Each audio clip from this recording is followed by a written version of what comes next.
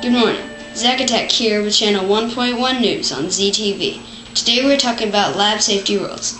Science labs can be very dangerous places, so it is important to follow certain safety procedures to avoid accidents. We have Mr. French Fry reporting live from a local lab with Dr. Freistedt. Mr. French Fry? Thank you, Zachary.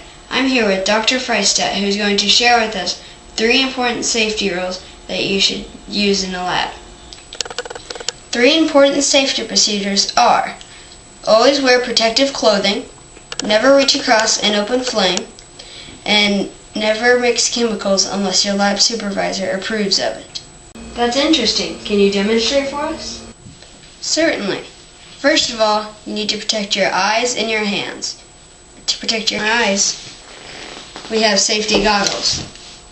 To protect your hands when handling hot items, we have heat-resistant mittens.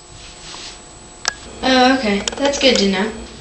Secondly, you should never reach across an open flame, as I am doing right now, for it is easy to get burnt. You should always move around the flame to get your item and do what you need to. That is very helpful, Dr. Freistedt. Is there anything else you would like to share with us? Yes, one more thing. You should never mix chemicals unless your lab supervisor says so. If you do, it can be very dangerous for you and your lab partners. Let me show you a demonstration in my lab sink.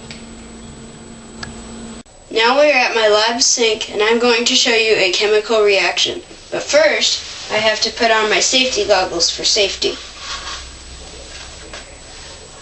I'm going to get a chemical reaction between vinegar and baking soda. So I'm going to pour the vinegar on a plate,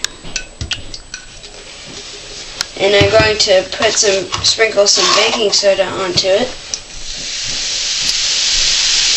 And as you see here, we have a small chemical reaction.